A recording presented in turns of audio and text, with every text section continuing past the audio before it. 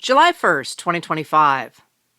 Just after noon today, the Senate passed its version of the budget reconciliation bill. All Democrats and independents voted no. 3 Republicans, Susan Collins of Maine, Rand Paul of Kentucky, and Tom Tillis of North Carolina, joined the Democrats in voting no. That left the bill at 50-50. Vice President J.D. Vance cast the deciding vote, pushing the measure through the Senate and sending it back to the House to vote on the changes made by the Senate.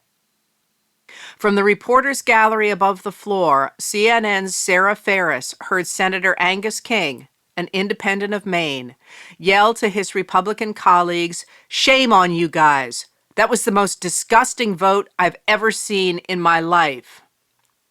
The measure cuts taxes for the wealthy and corporations and offsets those cuts, in part, by slashing Medicaid and food security programs for low-income Americans. But there is at least one aspect of American life on which the bill is lavishing money. While the measure slashes public welfare programs, it pours $170.7 billion into immigration enforcement. The American Immigration Council broke out the numbers today. The Senate bill provides $51.6 billion to build a wall on the border, more than 3 times what Trump spent on the wall in his first term. It provides $45 billion for detention facilities for immigration and customs enforcement, an increase of 265% in ICE's annual detention budget.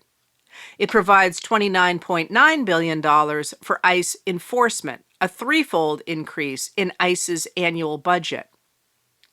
When Trump talks about undocumented migrants as being dangerous criminals, he appears to have bought into the fantasy that the U.S. is a hellscape. In fact, about 8% of arrested migrants have been convicted of violent crimes. The administration defines anyone who breaks immigration law, which is a misdemeanor, not a felony, as a criminal. One of the reasons for the push to get the bill passed before July 4th is that the Department of Homeland Security has blown through its budget and needs the bill's additional funding to operate. While the Senate considered the budget reconciliation bill today, President Donald J. Trump visited the new detention facility in the Florida Everglades, designed to hold 5,000 undocumented immigrants. The facility will cost $450 million a year, which will be reimbursed by the Federal Emergency Management Agency, or FEMA. The Florida Attorney General who came up with the plan gave it the name Alligator Alcatraz, a cutesy name for tents filled with cages for undocumented immigrants. Standing in front of the cages with Florida Governor Ron DeSantis and Homeland Security Secretary Kristi Noem laughing, Trump told reporters, "Biden wanted me in here. It didn't work out that way, but he wanted me in here, that son of a bitch." This is nonsense, but it reveals Trump's conviction that he is always a victim, his determination to destroy the rule of law that threatened to hold him accountable for his actions, and his own drive to imprison and destroy his political opponents. It was exactly a year ago today, on July 1st, 2024, that the United States Supreme Court decided Donald J. Trump v. United States. The court's majority overthrew the central premise of American democracy, that no one is above the law. It decided that the President of the United States, possibly the most powerful person on earth, has absolute immunity from criminal prosecution for crimes committed as part of the official acts at the core of presidential powers. The court also said it should be presumed that the president also has immunity for other official acts as well, unless that prosecution would not intrude on the authority of the executive branch.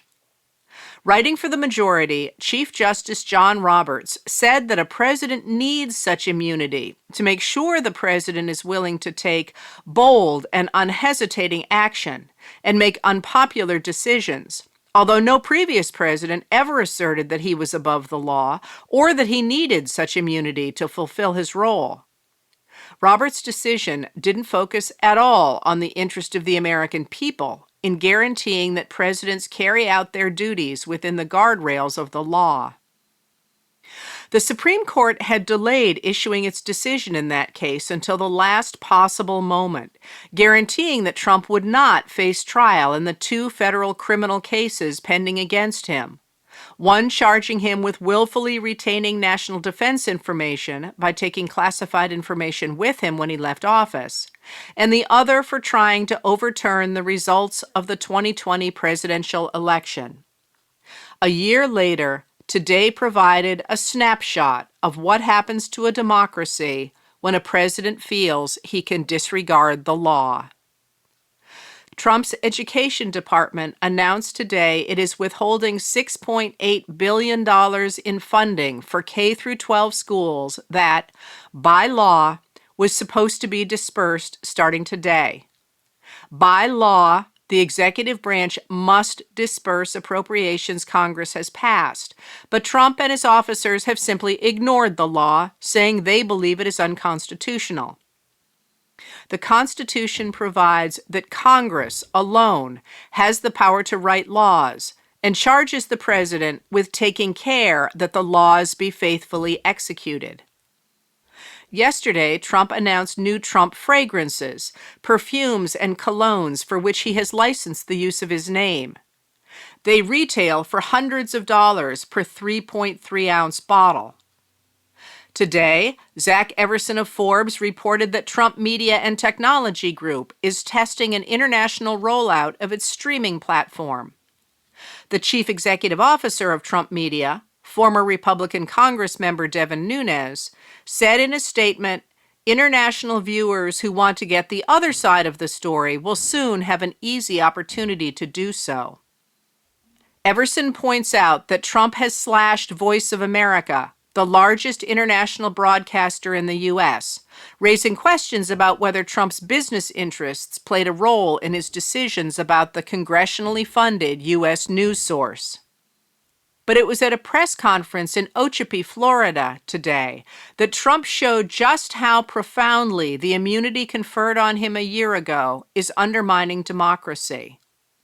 Trump continues to say he will arrest and deport U.S. citizens to third countries. On April 14th, a microphone picked up Trump's comment to President Nayib Bukele of El Salvador that homegrowns are next, after the undocumented immigrants Bukele was imprisoning for Trump. Today, Trump told reporters that bad criminals have migrated to the U.S., but we also have a lot of bad people that have been here for a long time. People that whacked people over the head with a baseball bat from behind when they're not looking and kill them. People that knife you when you're walking down the street. They're not new to our country. They're old to our country. Many of them were born in our country. I think we ought to get them the hell out of here, too. You want to know the truth? So maybe that'll be the next job that we work on together. He is also continuing to push the idea of attacking his political opponents. Today, Trump called for an investigation into Alejandro Mayorkas, Homeland Security Secretary under President Joe Biden. He also threatened to arrest the Democratic nominee for New York mayor, Zohran Mamdani, if he doesn't work with ICE agents to arrest migrants, although local and state governments have no legal obligation to work with federal immigration enforcement. Trump claimed incorrectly that Mamdani is a communist and said that a lot of people are saying he's here illegally. In fact, Mamdani is a naturalized citizen. Today, Alan Feuer and Adam Goldman of the New York Times reported that a former FBI agent, Jared Wise, who was charged with telling the January 6, 2021 rioters storming the Capitol to kill police officers, is working with the task force in the Justice Department set up as a way for President Trump to seek retribution against his political enemies. Once a new system of detention facilities and ICE agents is established, and the idea that a Republican president can legitimately attack his political opponents is accepted, a police state will be in place. In answer to the question, how many more facilities like this do you feel that the country needs in order to enact your agenda of mass deportations? Trump said today, well, I think we'd like to see them in many states, really, many states. This one, I know Ron's doing a second one, at least a second one, and probably a couple of more. And at some point they might morph into a system where you're going to keep it for a long time. Once that system is in place, it will not matter if Trump is able to do the work of the presidency. Today, a reporter from the Fox News channel asked Trump about the new detention facility in the Everglades. Mr. President, is there an expected time frame that detainees will spend here? Days? Weeks? Months? Trump answered, in Florida, I'm going to spend a lot. Look, this is my home state. I love it. I love your government. I love all the people around. These are all friends of mine. They know very well. I mean, I'm not surprised that they do so well. They're great people. Ron has been a friend of mine for a long time. I feel very comfortable in the state. I'll spend a lot of time here. I want to, For 4 years I've got to be in Washington, and I'm okay with it because I love the White House. I even fixed up the little Oval Office. It's like a diamond. It's beautiful. It's so beautiful. It wasn't maintained properly, I'll tell you that. But even when it wasn't, it was still the Oval Office, so it meant a lot. But I'll spend as much time as I can here. My vacation is generally here because it's convenient. I live in Palm Beach. It's my home. And I have a very nice little place, nice little cottage to stay at, right? But we have a lot of fun, and I'm a big contributor to Florida. Pay a lot of tax, and a lot of people moved from New York, and I don't know what New York is going to do. A lot of people moved to Florida from New York, and it was for a lot of reasons, but one of them was taxes. The taxes are so high in New York, they're leaving. I don't know what New York's going to do about that because some of the biggest, wealthiest people and some of the people that pay the most taxes of any people anywhere in the world, for that matter, they're moving to Florida and other places. So we're going to have to help some of these states out, I think. But thank you very much. I'll be here as much as I can. Very nice question.